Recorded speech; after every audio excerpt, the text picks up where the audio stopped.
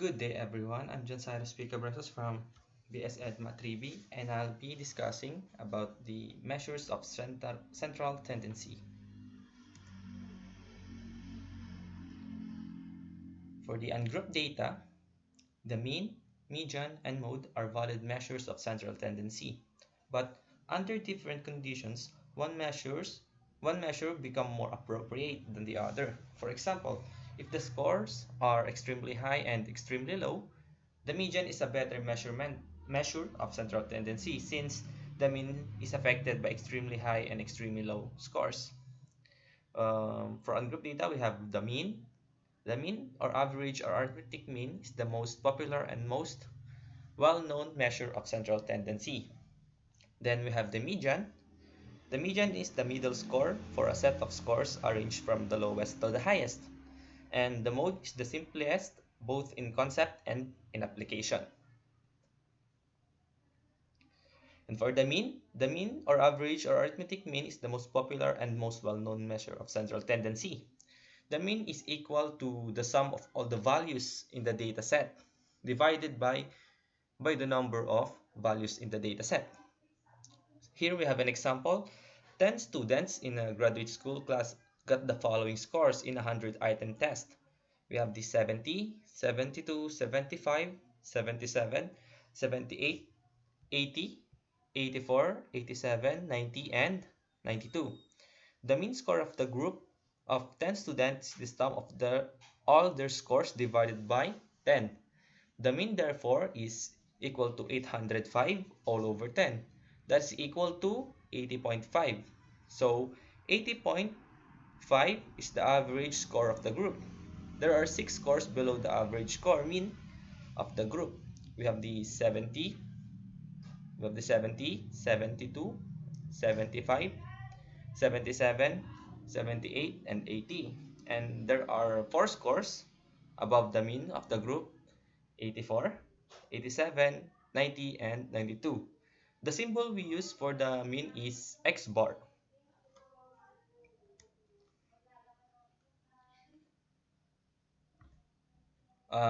When not to use the mean? The mean has one main disadvantage. It is particularly susceptible to influence of outliers. There are values that are unusual compared to the rest of the dataset by being especially small or large in numerical value. For example, consider the scores of 10 grade 12 students in a 100-item statistics test below. We have 5, 38, 56, 67, 70, 73, 78, 79, and 95. The mean score of these 10 grade 12 students is 62.1. However, inspecting the raw data suggests that this mean may not be the best way to accurately reflect the score of the typical grade 12 student, as most students have scores in the 5 to 95 range. The mean is being skewed by extremely low and extremely high scores. Therefore, in this situation, we would like to have a better measure of central tendency, and we will find out later. Taking the median would be a better measure of central tendency for this situation. We have the median. The median is the middle score for a set of scores arranged from the lowest to highest. The mean is less affected by extremely low and extremely high scores. The symbol for median is X tilde. How to find the median? Suppose we have the following data. We have 65, 55, 89, 56, 35, 14, 56, 55, 87, 45, and 92. So to determine the median, first we have to rearrange the scores in order of magnitude. That is from the smallest to largest. We have 14, 35, 45, 55, 55, 56, 56, 65, 87, 89, and 92. Our median in the score at the middle of the distribution. In this case, 56 is the middle score. There are 5 scores before it and 5 scores after it. This works fine when you have an odd number of scores, but What happens when you have an even number of scores? What if you have 10 scores like these scores below? We have the 65, 55, 89, 56, 35, 14, 56, 55, 87, and 45. First, you have to arrange the data according to order of magnitude, that is from the smallest to largest. Then take the two middle scores, which is the 55, 55 and 56, and compute the average of these two scores. The median is 55.5. This gives us more reliable picture of the tendency of the scores. Then last we have the mode, which is the simplest both in concept and in application. By definition, the mode is referred to as the most frequent value in the distribution. We shall use the symbol x hat to represent the mode. For example, when we study the score distribution below, we have the 14, 35, 55, 55, 55, 56, 56, 56, 65, 84, and 89. As you can see, there are two most frequent scores.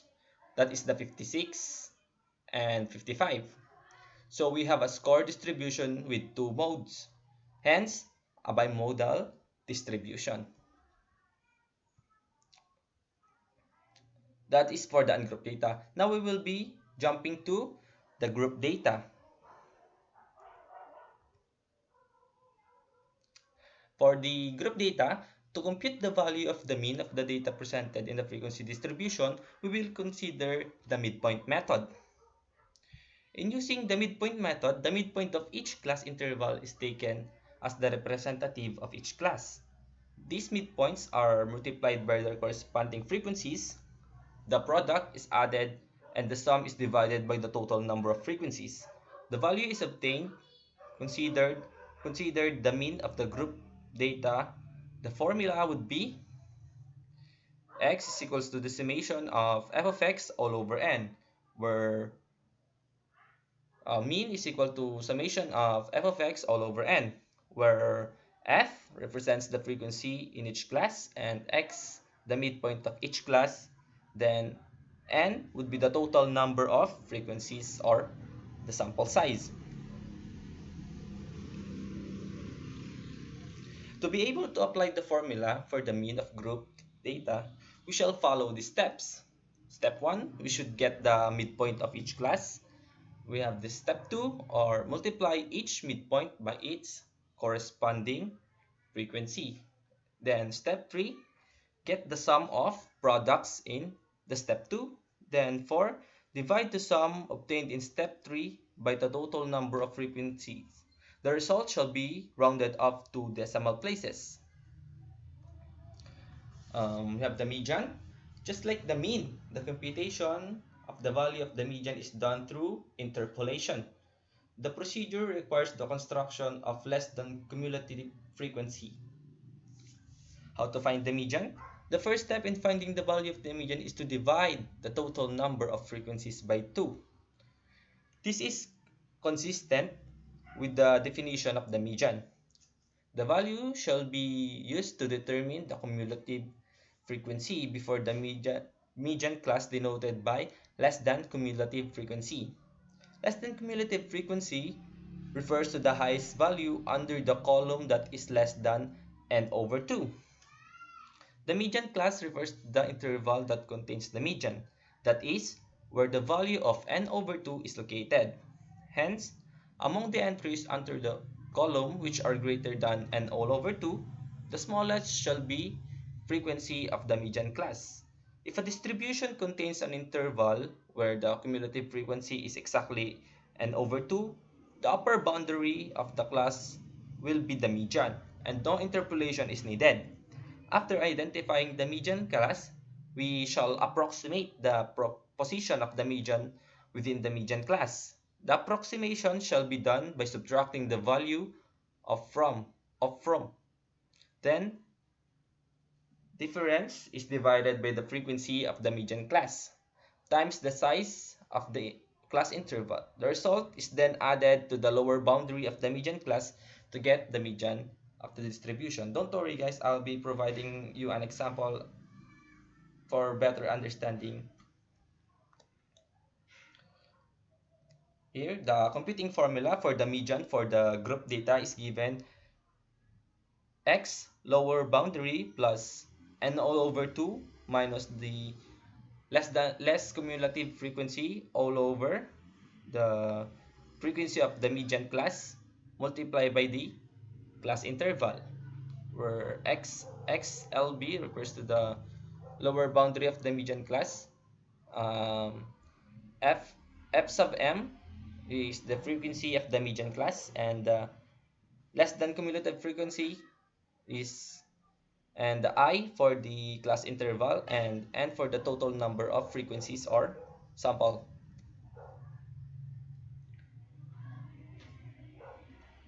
To be able to apply the formula for the median for the group data, we shall follow the steps.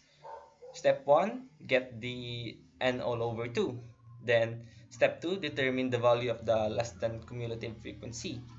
Step 3, determine the median class. And step 4, determine the lower boundary of the frequency of the median class and the size of the class interval. Then step 5, substitute the values obtained from step 1 to 4 to the formula, then round off to the final results of two decimal places. Then last, we have the mode. In the computation of the value of the mode for the group data, it is necessary to identify the class interval that contains the mode. This interval, called the model class, contains the highest frequency in the distribution. The next step after getting the model class is to determine the mode within the class. This value may be approximated by getting the difference of the frequency of the model class to the frequency before and to the frequency after the model class. If we let t sub 1 be the difference of the frequency of the model class and the frequency of the interval preceding to the model class, and d sub 2 be the difference of the frequency of the model class and the frequency of the interval after the model class. And then the mode within the class shall be approximated using the expression d sub 1 all over d sub 1 plus d sub 2 multiplied by I. If this expression is added to the lower boundary of the model class, then we can come up with the computing formula for the value of the mode for the group data.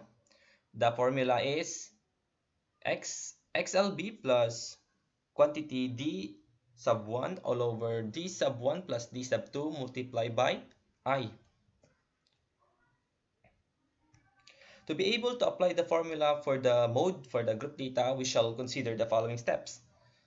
Step 1, determine the modal class. For the step 2, get the value of d sub 1. Step 3, get the value of d sub 2. Step 4, get the lower boundary of the modal class. And then step 5, apply the formula by substituting the values obtained in the preceding steps. Try this, find the mean and median and mode of this frequency table.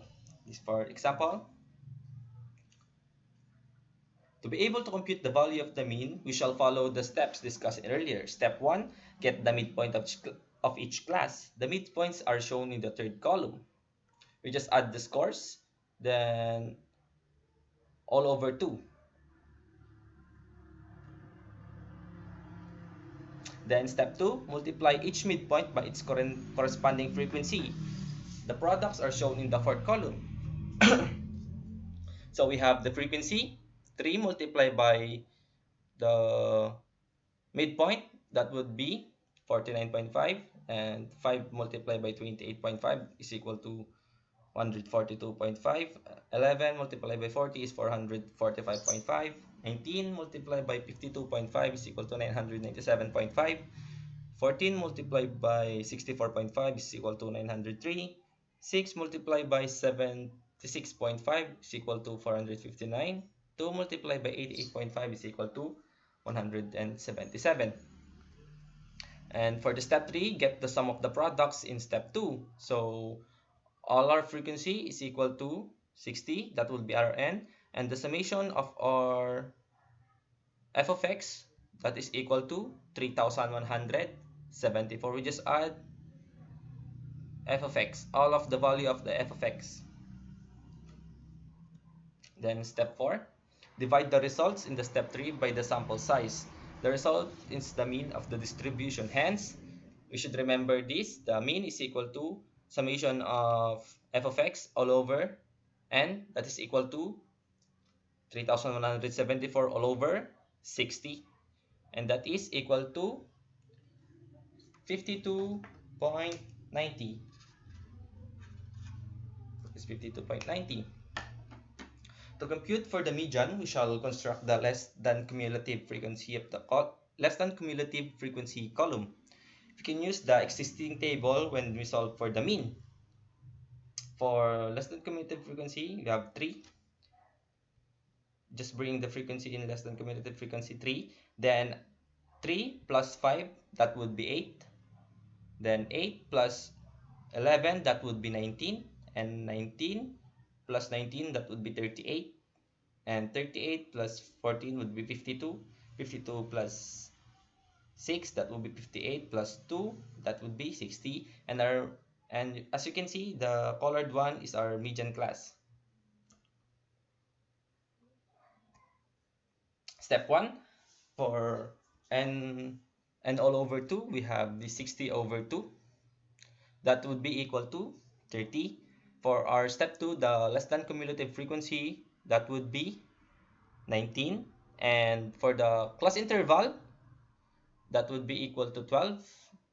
And for the lower boundary, we have 46.5, and f sub m, that would be equal to 19, and I should be equal to 12. Then step 5, just substitute the given to this formula. 46.5 plus quantity 30 minus 19 all over 19 multiplied by 12, that is the 53.45. To compute for the mode, 53.5, that is our median. Then to compute for the mode, we can still use the existing table. To get the value of d sub 1 and d sub 2, we have d sub 1 is 19. D sub 1 is 19. D sub 1 is this, 19. And we have d sub 2 would be, this 19, and d sub 2 would be 14. No.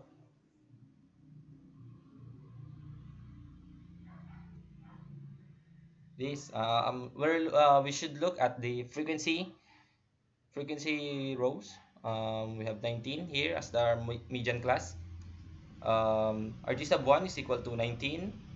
19 less than 11, that should equal to 8. And our d sub 2 would be the 19 minus 14, that is equal to 5. Then we need to substitute these values for the formula. We'll have x hat is equal to lower boundary plus quantity d sub 1 all over d sub 1 plus d sub 2 multiplied by I. And our x hat is our mode is equal to 46.5 plus quantity 8 over 8 plus 5, that is equal to 12. And our mode is equal to 53.88. Although there are many types of averages, the 3 measurements that were discussed are considered the simplest and most important of all. In the case of the mean, the following are some of the observations that can be made. First, the mean always exists in any distribution.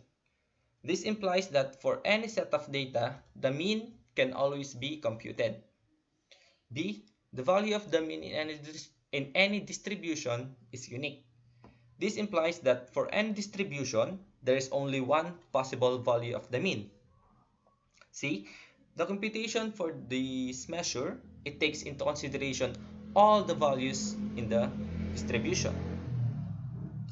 In the case of the median, we have the following observations. Like the mean, the median also exists in any distribution. B, the value of the median is also unique.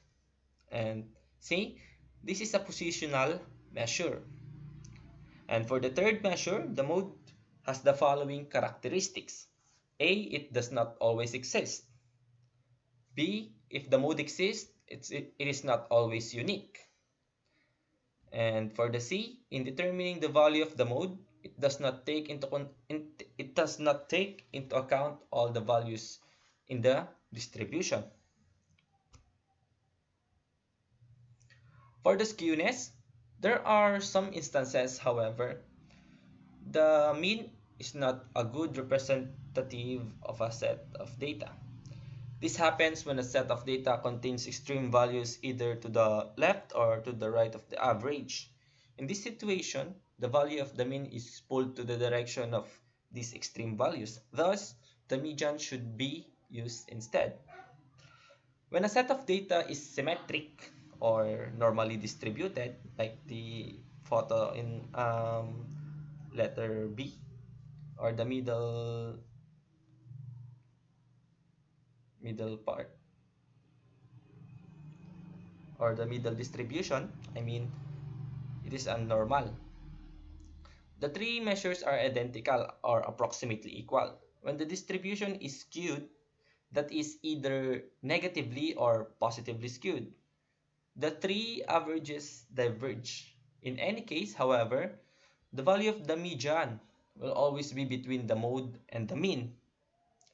And a set of data is said to be positively skewed when the graph of distribution has a long tail to the right. And the data is said to be negatively skewed when the longer tail is to the left. And for even if it says negatively skewed, the effects of negatively skewed distribution is always positive, since for example, an exam, uh, if this would be interpreted in an exam, a negatively skewed distribution say that most of the student got a really high score. Contrary to positively skewed distribution, it means it represents like the distribution is not okay. For if it will be interpreted in exam, um, it will say that most of the student got a really low score. Next, we have the measures of variability. The measures of central tendency discussed earlier simply approximate the central value of the distribution, but such descriptions are not enough to be able to adequately describe the characteristics of a set of data. Hence, there is a need to consider how the values are scattered on either side of the center. Values used to determine the scatter of values in a distribution are called measures of variation. We will discuss this part, the range, the variance, and the standard deviation. We have the range. Among the measures of variation, the range is considered to be the simplest. We have the variance. Variability can also be defined in terms of how close the scores in the distribution are to the middle of the distribution. And for the standard deviation, we are now going to consider one of the most important measures of the variation. First, we have the range. Among the measures of variation, the range is considered the simplest. Earlier, we defined the range as the difference between the highest and the lowest value of the distribution. For example, if the lowest value of the distribution would be 12 and the highest value is 125, then the range is the difference between 125 and the 12, which is 113. In symbols, if we let R be the range, then R is equal to H minus L, where H represents the highest value and L represents the lowest value.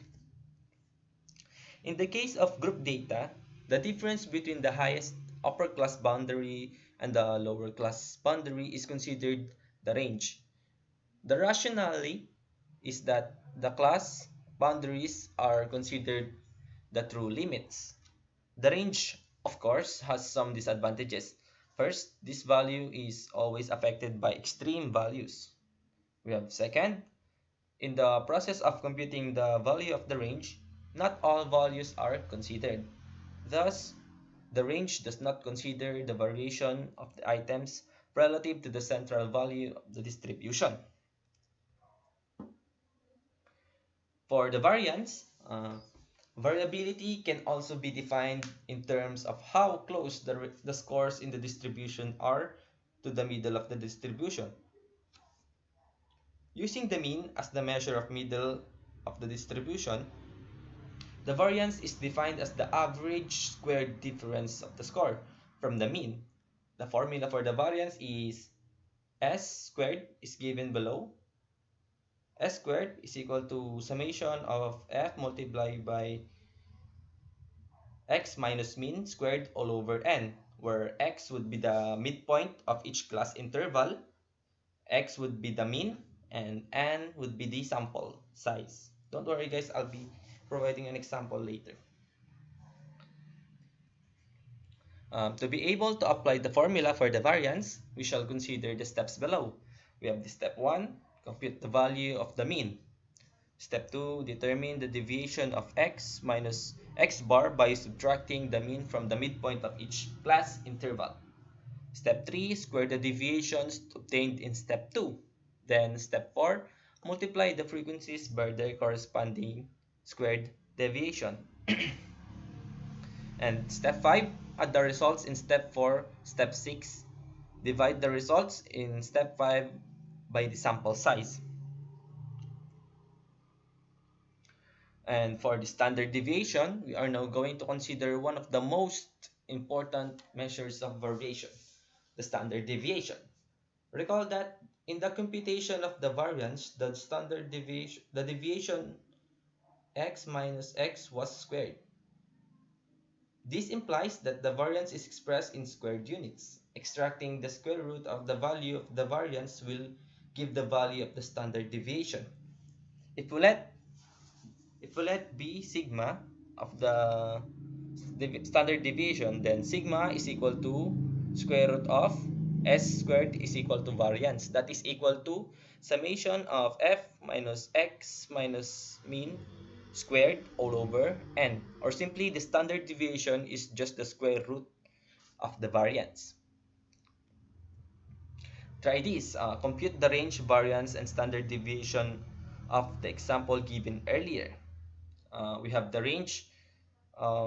If you remember, wait, let's go back to our example earlier.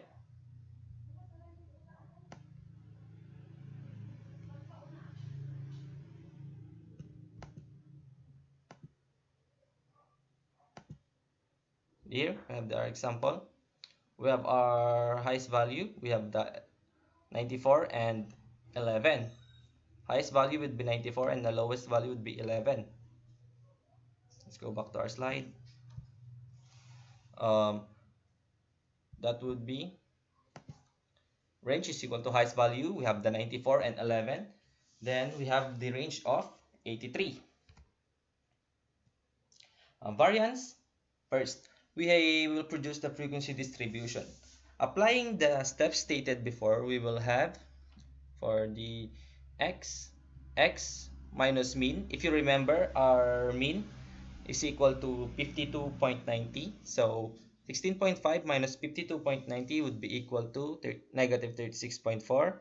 And 5 minus 52.90, 28.5 minus 52.90, that would be equal to negative 24.4. 40.5 minus 52.90 is equal to 12.4.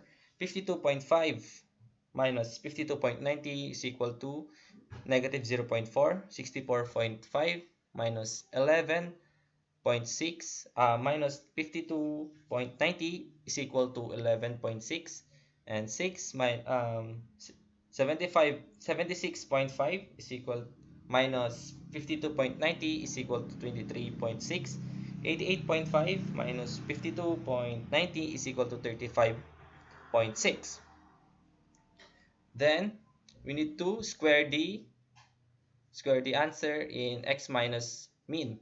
If we squared the answer from x minus mean, we have the 1324.6, 595.36, 153.76, 0.16, 134.56, 556.96, and 1267.36. Then, after we get the value of x minus mean squared, we will multiply it to the frequency to get the frequency is equal frequency multiplied by x minus mean squared, that is equal to 3 multiplied by 1324.96 is equal to 3974. 5 multiplied by 595.36 is equal to 2976.80, and 11 multiplied by 153.76 is equal to 1691.36. 19 multiplied by 0.16 is equal to 3.4. 3.04. 14 multiplied by 136.56 is equal to 1883.84. 6 multiplied by 556.96 is equal to 3341.76. And 2 multiplied by 1122.67.36, that is equal to 2534.72. And to get the summation of f multiplied by x minus mean squared, that is equal to 16,406.40. Then for the variance, we should substitute the formula. It is the summation of f multiplied by x minus mean squared all over n. We have our n, which is the summation of our frequency, that is equal to 60, and that is equal to 16,406.40 all over 60. That is, our variance is equal to 273.44. For the standard deviation, it's just the square root of the variance. So standard deviation, sigma is equal to square root of variance. That is, sigma is equal to square root of 273.44. That is just equal to 16.54. Sample variance and sample standard deviation. Sometimes our data are only a sample of the whole population. Example, some has 20 bushes, but only counted the flowers on 6 of them. The population is all 20 rose bushes, and the sample is the 6 bushes that some counted among the 20. Let us say that some flower counts are 9, 4, 16, 13, 18, and 13. We can still estimate the variance and the standard deviation. When we use the sample as an estimate of the whole population, the formula of variance will change to variance is equal to summation of f multiplied by x minus mean squared all over n minus 1. And the standard deviation formula would be standard deviation is equal to square root of the summation of f multiplied by x minus mean squared all over n minus 1. Just remember that standard deviation will always be the square root of the variance. The important change in the formula is n minus 1 instead of n, which is called Bessel's correction, but it does not affect the calculations. The symbol will also change to reflect that we are working with a sample instead of a whole population. Sigma will be changed to S when using the sample standard deviation. Why take a sample? Mostly because it is easier and cheaper. Imagine you want to know what the whole university thinks. You cannot ask thousands of people. So instead, you may ask maybe only 300 people. Samuel Johnson once said. You don't have to eat the whole ox to know that the meat is tough. I have more notes on standard deviation. The standard deviation is simply the square root of the variance. Remember that. It is an especially useful measure of variability when the distribution is normal or approximately normal, because the proportion of the distribution will within a given number of standard deviations from the mean can be calculated. Standard deviation is a measure of dispersion. The more dispersed the data, the less consistent the data are. A lower standard deviation means that the data are more clustered around the mean, and hence the data set is more consistent. And that's all. Thank you for listening, and I hope you have a great day. Thank you.